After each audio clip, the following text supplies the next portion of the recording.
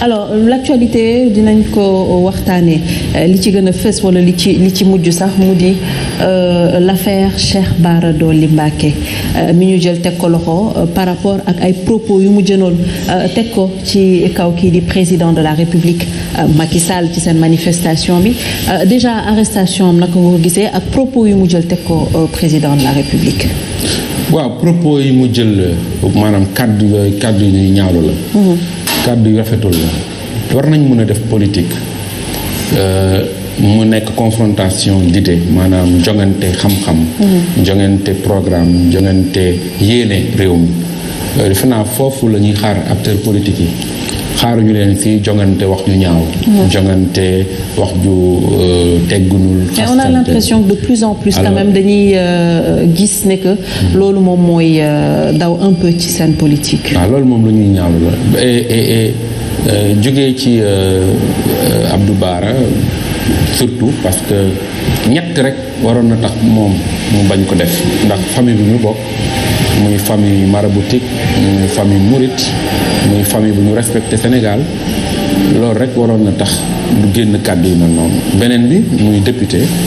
mu am ñu jël jox ko mu teewal leen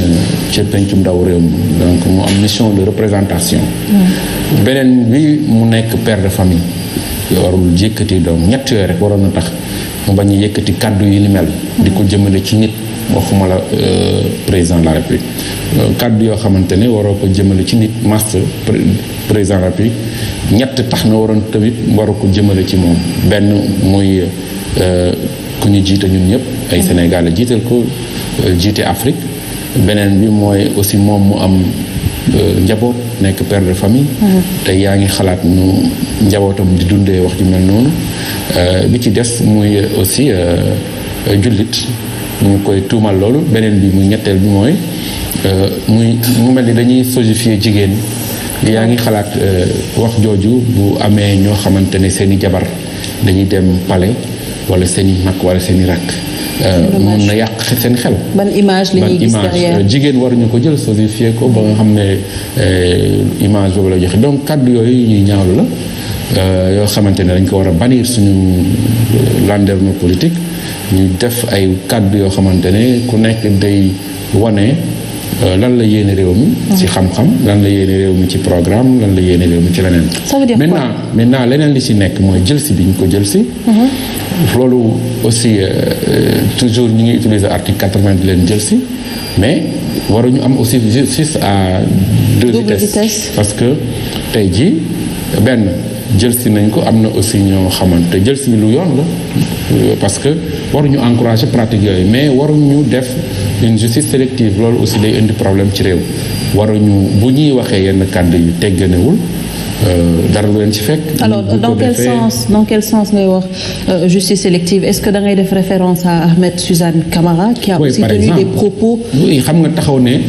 Sonko dañ ko war a rey. c'est énorme te ba pare nga fanaan sa kër parce que Sonko tamit institution la. alors nga taxaw ci ñëpp di la déglu nga naan dañu war a rey diw waxuma la Sonko rek mais wax taxaw ne nit dañ ko war a rey loolu incitation publique à la violence la incitation publique pour rey nit loolu kooku waroon fanaan këram moo tax ma ne waruñu am justice bu sélective. alors donc war nañu daal xoolaat toogaay suñu justice am ndëgër laay ba nga xamante ne duñ ko considérer comme justice bu kumba am ndey kumba am ndey quoi. et loolu mooy indi ñu am ndëgëru laay suñu justice mais tey ji li ñu gis mooy lu waay neex wax dara du la ci fekk waaye am na ñoo xam boo leen waxee dara fekk la ci. am na ñoo xam bu ñu waxee dara tam dara du leen ci fekk am ñoo xam ne bu ñu waxee dara fekk lañ mais in fine li may jàpp si kaaw gis nañ fi aussi kii bi mu fi waxee affaire góor jigéen Cheikh Abdoulaye Diagne. ñu jël ko tëj ko. ba tey mu ngi prison d'ailleurs mu ngi prison donc waruñu rek xool benn côté. ci ñuy bundu xatal ci ñuy def jalgati. war nañ leen bundu xatal ñuy def jalgati di wax surtout wax ju ñaaw di takk nit ki góor jigéen wala takk nit ki siifkat te amoo ci preuve loolu dafa graaw même Sonko gis nga dina am yenn saay ci internet bi ñu koy wax ju ñaaw ci kaaw moom ak Adji Sarr te amaguñ ci preuve. dañu war a bàyyi justice def yoonam. effectivement et defe naa loolu mooy tax ñu am ndëgërlaay suñu réew mais sinon bu ñu demee bu continuer ni day dem indi fajal sa bopp.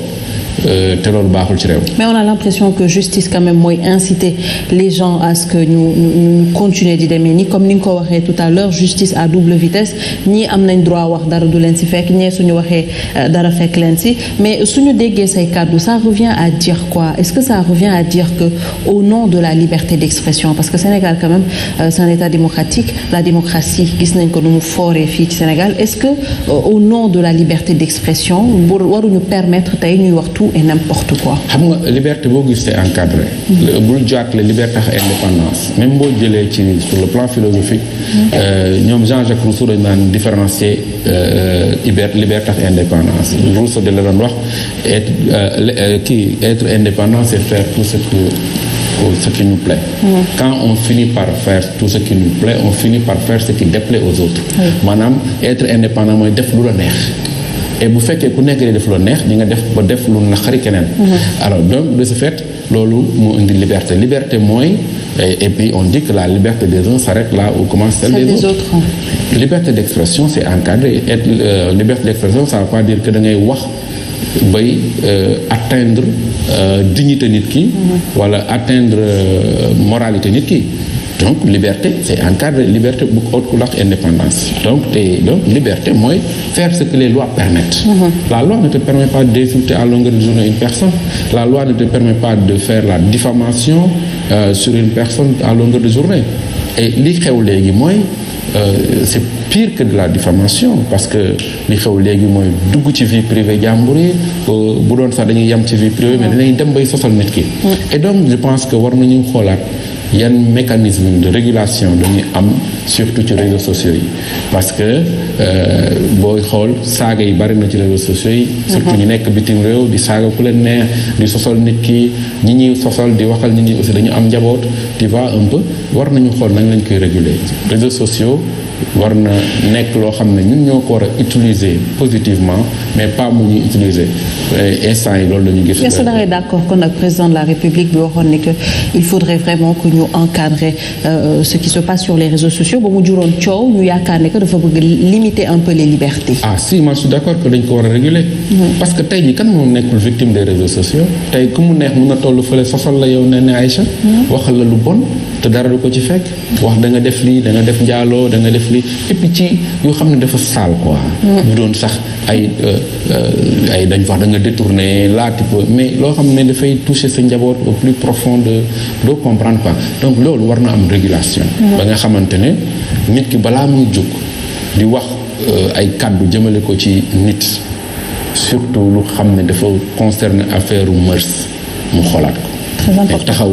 diw bett nañ ko diw dafa siif diw tëdd naax diw te amu ci benn preuve yow boo xoolee même ci diine sax pour nga mën a prouver nit ki ni def na njaaloo yàlla yombulu ko dafay laaj ay seede yu fekkee ay mais fii dañuy jóg nit ki góor jigéen la te gisoo ko mu te amul benn preuve nit ki bu doxee yenn dox yi sax nga nekk góor jigéen la et parfois mun nañ la lyncher nga dee ci noonu alors parfois nga ñëw bëgg xoolal suñu am politique yi ñu bëri ñu leen taxal ci jigéen lañu ñuy taxal bu njëkk buñ daan taxal homme politique yi surtout affaire xaalis lañ daan wax dafa détourné dafa def détournement de deniers publics wala dafa def enrichissement illicite wala des choses comme ça mais léegi affaire bourse rek affaire voilà affaire jigéen affaire yu salte la quoi. C'est dommage. Vraiment war nañu xoolaat ne ñuy taxawee c'est valable nag partout que sur niveau pouvoir opposition war nañu xoolaat suñuy toogaay ci loolu parce que tey mën nga koy jël di ko attaquer waaye suba mën nga nekk victime mën nga ko encourager tey suba nga nekk victime de ça et bu boobaa dina metti ci yow trop donc nit lu muy def rek war na xool ëllëg xool ni mu koy def nan lay amee impact seen njaboot. C'est important. Alors ñu duggee noonu parce que ci manifestation bi tax ñu demoon foofu mu di wàllum élection législative yu ñu war a tenir le 31 juillet 2022 balaa ñuy dugg sax ci rejeté nañ telle liste ou telle liste dañuy wax rapidement ci parrainage parce que gis nañ ko en 2017 il y avait quand même 47 listes ce qui était énorme yéen ngeen taxaw wax démontrer carrément ni que pour voter